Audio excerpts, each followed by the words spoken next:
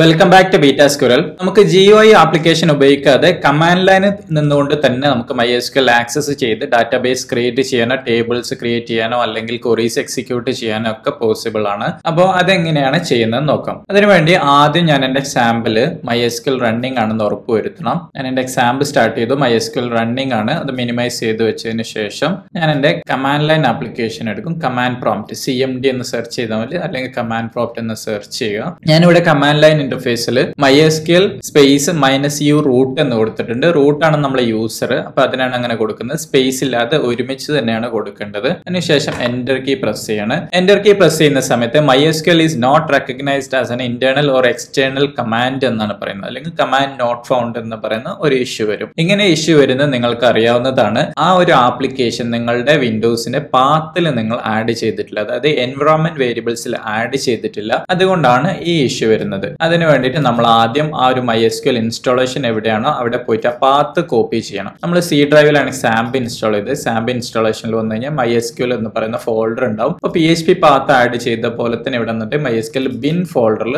MySQL എന്ന് പറയുന്ന application ഉണ്ടാവും. ഈ ഒരു ആപ്ലിക്കേഷന്റെ പാത്താണ് നമുക്ക് എൻവയോൺമെന്റ് വേരിയബിൾസിൽ ആഡ് ചെയ്യുന്നത്. അപ്പോൾ ഈ മുകളിൽ കാണുന്ന സാമ്പ് MySQL ബിൻ എന്ന് പറയുന്ന ഈ ഒരു പാത്ത് നമ്മൾ കോപ്പി ചെയ്യാം. കോപ്പി ചെയ്തതിന് ശേഷം ദിസ് PC, അതായത് അല്ലെങ്കിൽ മൈ കമ്പ്യൂട്ടർ, അതിൽ റൈറ്റ് ക്ലിക്ക് ചെയ്ത് പ്രോപ്പർട്ടീസിൽ പോവുക. പ്രോപ്പർട്ടീസിൽ പോയിട്ട് അഡ്വാൻസ് സിസ്റ്റം സെറ്റിംഗ്സ്, അവിടെ എൻവയോൺമെന്റ് വേരിയബിൾസ്, അതിൽ പാത്ത് സെലക്ട് ചെയ്തിട്ട് എഡിറ്റ് ക്ലിക്ക് ചെയ്യാം. എഡിറ്റ് ക്ലിക്ക് ചെയ്തതിനു ശേഷം ന്യൂ എന്ന് പറയുന്ന ബട്ടൺ ക്ലിക്ക് ചെയ്തിട്ട് പേസ്റ്റ് ചെയ്യാം. പേസ്റ്റ് ചെയ്തിട്ട് എന്റർ കീ പ്രസ് ചെയ്യുക. അതിനുശേഷം ഓക്കെ ബട്ടൺ ക്ലിക്ക് ചെയ്യുക. വീണ്ടും ഓക്കെ, എല്ലാ സ്ക്രീനിലും ഓക്കെ ബട്ടൺ കൊടുക്കുക. ബാക്കിയുള്ള സ്ക്രീൻസ് ഒക്കെ ക്ലോസ് ചെയ്യാം. വീണ്ടും നമ്മൾ ആ കമാൻഡ് നമ്മുടെ കമാൻഡ് പ്രോംപ്റ്റിൽ എക്സിക്യൂട്ട് ചെയ്യുക. അപ്പോഴും നിങ്ങൾക്ക് സെയിം എറർ തന്നെ ആയിരിക്കും കിട്ടുന്നത്. കാരണം നിങ്ങൾ കമാൻഡ് പ്രോംപ്റ്റ് ഓൾറെഡി ഓപ്പൺ ചെയ്ത് വെച്ചതാണ്. നിങ്ങൾ ചേഞ്ച് ചെയ്ത ആ ഒരു ചേഞ്ച് പാത്ത് ആഡ് ചെയ്തത് ഈ ഒരു കമാൻഡ് പ്രോംപ്റ്റിൽ സിങ്ക് ആയിട്ടില്ല. അപ്പൊ സിങ്ക് ആവാൻ വേണ്ടിയിട്ട് നിങ്ങൾ ക്ലോസ് ചെയ്ത് വീണ്ടും ആ ഒരു കമാൻഡ് പ്രോംപ്റ്റ് ഓപ്പൺ ചെയ്യാം. വീണ്ടും കമാൻഡ് പ്രോംപ്റ്റ് ഓപ്പൺ ചെയ്തു. അതിനുശേഷം വീണ്ടും ഞാൻ കോഡ് എക്സിക്യൂട്ട് ചെയ്യാണ്.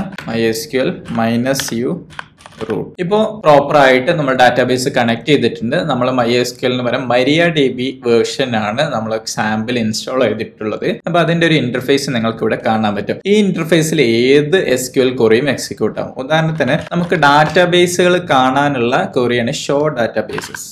അങ്ങനെ കൊടുത്തിട്ട് അവസാനം സെമിക്കോളൻ കൊടുക്കുക. എന്റർ കീ പ്രസ് ചെയ്യുക. എന്റർ കീ പ്രസ് ചെയ്യുന്ന സമയത്ത് ഡാറ്റാബേസസ് ലിസ്റ്റ് ചെയ്തിട്ടുണ്ട്. MySQL performance schema, PHP MyAdmin, school test. അപ്പൊ ഇതൊക്കെ തന്നെയാണ് നമ്മൾ ആപ്ലിക്കേഷൻ ഉപയോഗിക്കുന്ന സമയത്ത് PHP MyAdmin ആയാലും ടേബിൾ പ്ലസ് ആയാലും DBWare ആയാലും ഒക്കെ ലിസ്റ്റ് ചെയ്യുന്നത് ഈ ഒരു സിസ്റ്റത്തിൽ കൂടെ തന്നെയാണ്. ഇനി നിങ്ങൾക്ക് ഏതെങ്കിലും ഒരു ഡാറ്റാബേസ് സെലക്ട് ചെയ്തിട്ട് അതിൽ ടേബിൾസ് കാണുകയോ അല്ലെങ്കിൽ ടേബിൾസ് ക്രിയേറ്റ് ചെയ്യുകയൊക്കെ ചെയ്യണമെന്നുണ്ടെങ്കിൽ ആ ഡാറ്റാബേസ് നിങ്ങൾ യൂസ് ചെയ്യണം. അതായത് ആ ഡാറ്റാബേസിലേക്ക് നിങ്ങൾ എൻ്റർ ചെയ്യണം. അങ്ങനെ ചെയ്യുന്നതാണ് യൂസ് എന്ന് പറയുന്ന ക്വറി. യൂസ്, അതിനുശേഷം സ്പേസ് ഇട്ടിട്ട് ഡാറ്റാബേസിന്റെ നെയിം കൊടുക്കാം, സെമിക്കോളൻ ഇടുക. ഒരു ക്വറി കംപ്ലീറ്റ് ആയി എന്ന് പറയാനാണ് സെമിക്കോളൻ കൊടുക്കുന്നത്. എന്നിട്ട് എൻ്റർ ചെയ്യാം. Database changed. അപ്പൊ ഇപ്പൊ നമ്മൾ സ്കൂൾ എന്ന് പറയുന്ന ഡാറ്റാബേസിലാണുള്ളത്. അതിവിടെ നമുക്ക് കാണാൻ പറ്റുന്നുണ്ട്. MariaDB ഒരു ബ്രാക്കറ്റിൽ സ്കൂൾ എന്ന് പറയുന്നുണ്ട്. ഇനി നമ്മൾ ഇഷ്യൂ ചെയ്യുന്ന ക്വറി ഒക്കെ ആ ഒരു ഡാറ്റാബേസിലായിരിക്കും എക്സിക്യൂട്ട് ആവുന്നത്.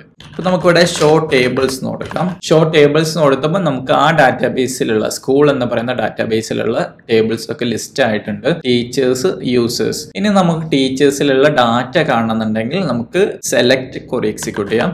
Select star from teachers.